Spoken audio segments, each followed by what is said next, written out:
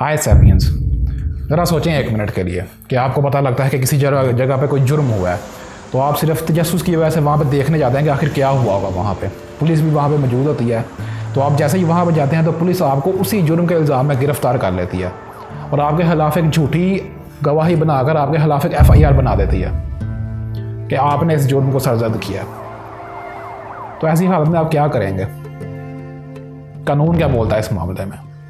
और ज़रा सोचने वाली बात है कि आखिर ये FIR है क्या चीज़, मकसद क्या है इसका, और अगर कोई शख्स ऐसे हालत में फंस जाए तो वो क्या करे फिर? कानून क्या बोलता है इस मामले में?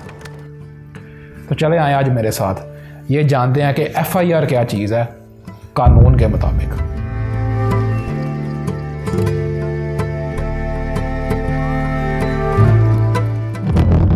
First, information report. आखिर इसको कैंसिल किस तरह करवाया जाता है, ये जानने से पहले हमें इसका मकसद जानना होगा कि आखिर इसका मकसद क्या है, किस कानून के तहत इसको बनाया जाता है। क्योंकि जब तक हमें ये चीज़ समझ में नहीं ना आएगी, हमें ये पता नहीं लगेगा कि इसको कैंसिल किस तरह करवा सकते हैं। तो FIR का जो मकसद है इसके नाम में ही ज़ाहिर है। इसका नाम ही हमें बताता है कि ये एक रिपोर्ट है फर्स्ट इन्फॉर्मेशन के बारे में। किस चीज़ की फर्स्ट इन्फॉर्मेशन? किसी भी हुए सरजद हुए जुर्म के बारे में। तो ये रिपोर्ट दी किसको जाती है? ये रिपोर्ट पुलिस को और सरकार को दी जाती है, यानी कि गवर्नमेंट को। और इस FIR को एक बहुत ही मशहूर कानून के तहत बनाया जाता है। ये कानून पाकिस्तान की तमाम क्रिमिनल अदालतों को चलाता है, उनको डील करता है। आपने भी इस कानून का अक्सर नाम सुना होगा। वह है ज़ाब्ता फौजदारी, यानी कि क्रिमिनल प्रोसीजर कोड। इस कानून के सेक्शन 154 के तहत FIR को बनाया जाता है। और ये सेक्शन ही हमें बताता है कि किसी भी पुलिस स्टेशन का जो इंचार्ज होगा वो ये FIR दर्ज करेगा। अब सवाल ये है कि इस FIR को दर्ज कौन करवा सकता है? तो हर वो शख्स जिसने कोई भी जुर्म अपनी आंखों से होते हुए देखा है वो FIR को दर्ज करवा सकता है, बस शर्त यह है कि उसका ज़हनी तवाज़ुन दुरुस्त हो। और बिल्कुल इसी तरह अगर कोई 18 साल से भी कम उम्र लड़का या लड़की जोंस या कोई भी वाक़या होते देखते हैं तो अपने गार्डियंस के ज़ेरे निगरानी FIR दर्ज करवा सकते हैं। कानून यही सेक्शन इस चीज़ की इजाज़त देता है। और अगर कोई औरत FIR दर्ज करवाना चाहे जिसके साथ कोई ज़्यादती या रेप वाला मामला हुआ हो, तो वो ये FIR किसी लेडी पुलिस की निगरानी में मौजूदगी में ये FIR दर्ज करवाएगी। और उसको यहाँ तक सहूलत हासिल है कि वो अपने घर बैठ के भी पुलिस को बुलवा के वहाँ पे FIR दर्ज करवा सकती है। ये सेक्शन ही हमें बताता है। लेकिन अब ये तो मेन टॉपिक नहीं है। बात ये असल में है कि आप अगर कोई जाली FIR कट जाए आपके ऊपर तो उसको कैंसिल किस तरह करवाएंगे? तो उसके लिए बहुत सिंपल सा तरीका है, आपको हाई कोर्ट में जाना पड़ेगा उसके खिलाफ under section 561A criminal procedure code.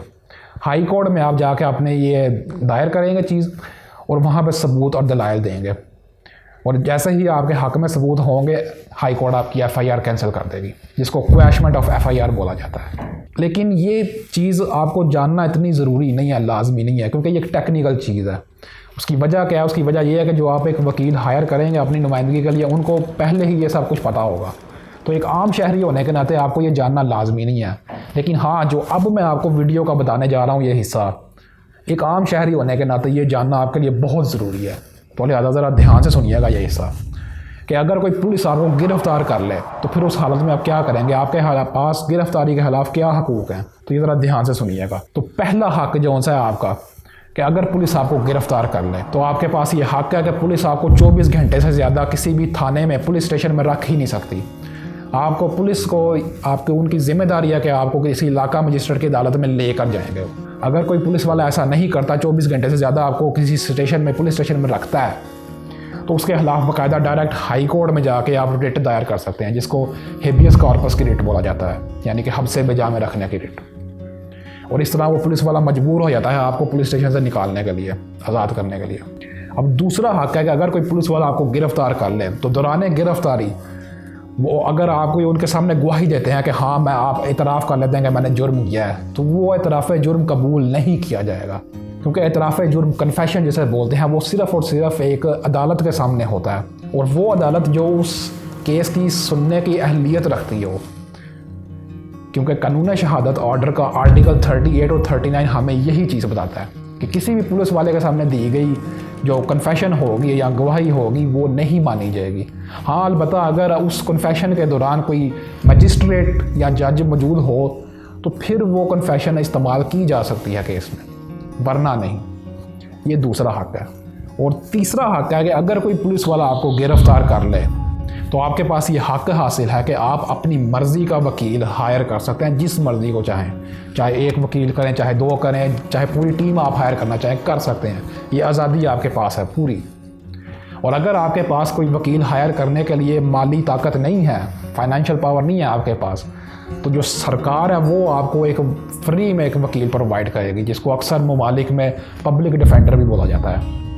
तो ये चीज़ें आपको लाजमी पता होनी चाहिए। और साथ में फिर ये भी आपका हक है कि आप पुलिस वालों को कह सकते हैं कि मैं आप लोगों से तब तक बात नहीं करूँगा जब तक मेरा वकील मेरे साथ मौजूद नहीं होगा। ये हक भी आपके पास मौजूद है। तो ये जो चीज़ें जो मैंने अभी आपको बताई, ये आपके हकूक़, ये आपको एक आम शहरी होने के नाते पता होने चाहिए हर हाल में। आपकी यूँ समझ लें कि आपकी आज़ादी या कैद का जिम्मेदारी जो सी है इन चीज़ों के ऊपर है। ये हकूक़ आपको लाजमी पता होने चाहिए। ये फ़र्क नहीं पड़ता कि आपने कोई जुर्म किया या नहीं किया, आप पकड़े गए हैं किसी गलत FIR में या किसी सही FIR में, जो भी है, ये हकूक़ हर शख्स के पास मौजूद हैं। तो लिहाजा आपने ये हकूक़ जानिएगा लाजमी। साथ में मेरी इस वीडियो को लाइक भी करिएगा और शेयर भी करिएगा, और हो सके तो वो सब्सक्राइब का बटन भी नीचे दबा दीजिएगा। और अपना ख्याल रखिएगा। हम लोग फिर किसी वीडियो में मिलेंगे।